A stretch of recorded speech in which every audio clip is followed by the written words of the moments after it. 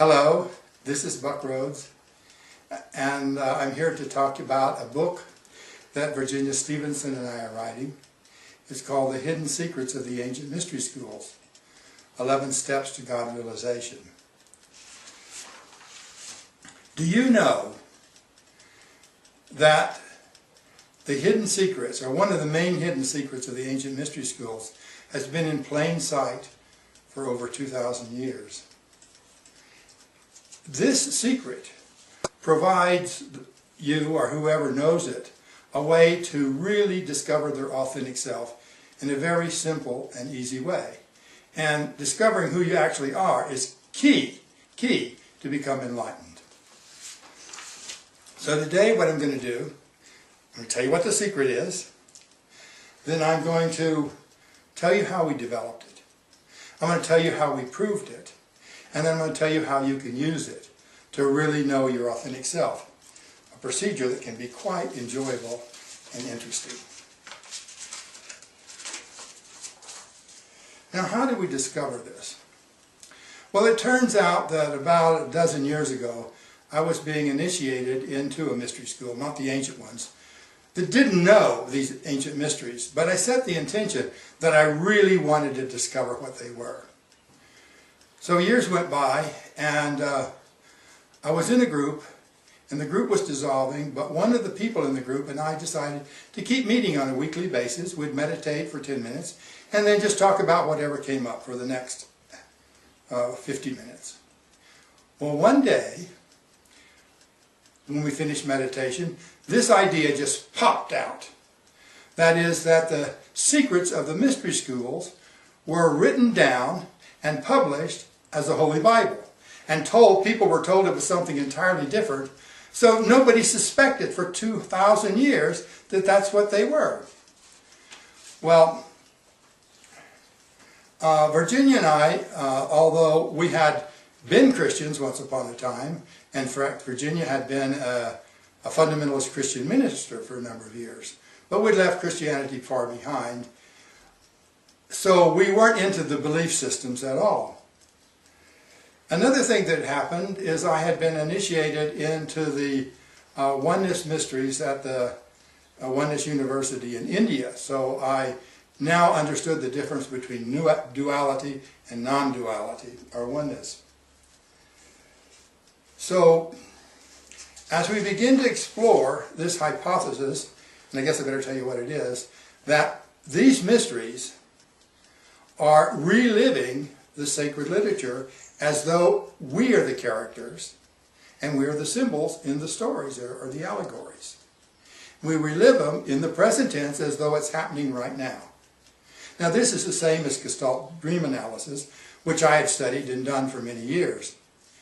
Well, when you Gestalt a dream, that's what we call this process, after you've gone through the dream a number of times in the present tense, usually with somebody listening, you almost always come, about 95%, you come to this place of, aha, damn, I know what this means. I know what it means to me. And so, when we started doing this with the stories in the Bible, Virginia and I had the same experience. For example, you probably know the story of the Good Samaritan, where the guy was traveling along, a robber comes and beats him up and leaves him for dead. And then a priest walks by and pays no attention, goes to the other side of the road. So does this merchant. And then the Samaritan comes along. He picks the guy up, takes him to a place where he can be cared for, and we know that story. But what we don't know is that when we studied it in the dualistic mind, like we learned in our religion, the guy who beat him up is the bad guy. The priest and the merchant who left him to die, they're the bad guys. The guy that's laying there, he's the victim. The Samaritan is the hero, and as is the innkeeper. So we've divided all the characters up into these good guys and bad guys. But when Virginia and I relive this story, we realized, oh my gosh, we are every single character in the story. We are the good guys as well as the bad guys. And if we look back through our life, we've played every single role, from the victim to the perpetrator, from the guy who was helping to the guys who didn't help. So that's the way it works. So as you tell these stories in the present tense, as you tell them, usually out loud, like often in the presence of others, you relive them. But your reliving is like opening up your deep subconscious. And what you know in your deep subconscious feeds into the story and your experience of the story. And consequently, you come away from the story with beliefs.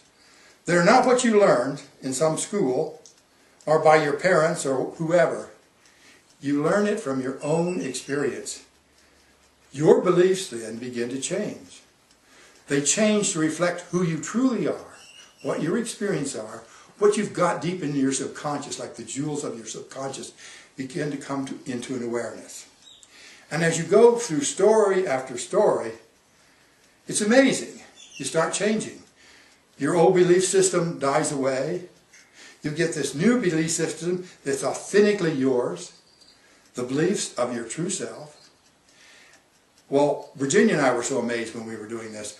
We started writing this stuff down. I mean, we just couldn't believe that all this information we were getting about ourselves. And lo and behold, after a couple of years, we had a book. And we published this book as Can Christians Be Saved? And that's been out. We published it in January of last year. Another thing happened, though. We had given up all beliefs like in Jesus or that he had anything really to do with our lives. But one day in meditation, lo and behold, I'm sitting there, and somebody sitting beside me, in my mind's eye, I turn and look, it's Jesus. And would you believe, Virginia started having the same kind of experiences. We started seeing this guy, we started talking to this guy. He became not like some guy up in heaven, but like a personal friend, which we enjoyed immensely. Well, after we finished writing these books, we decided, hey, let's write another book. The first book is like an autobiography of Virginia and I, and it's about our personal experiences and how we came to believe that this was really a hidden secret of the ancient mystery schools. So now we wanted to write a book really about the hidden secrets of the ancient mystery schools. And that's what we're doing right now, and that's what I'm here to tell you about. Well, we started. We wrote and we wrote and we wrote an outline 10 times for this book. We couldn't get it. So one day, as I'm going to bed, I tear up the last outline we've had.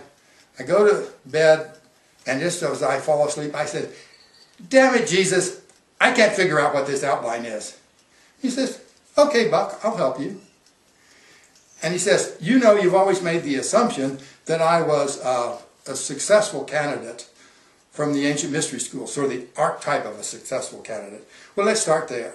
So he told me his life story in terms of the decisions that he had made throughout his life that got him from this guy who was studying all kinds of spirituality to a person who became God realized at the end of his life.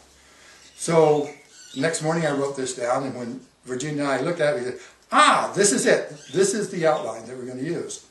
So using Jesus' input, we're writing this book, and is now being made available, will be made available hopefully at the end of the year. Meantime, we've written a couple of short books. This one, Helping Others Analyze Your Dream, which gives you the detail of how the method works. And another one which gives some examples of what we learned, called Your Heart is My Home.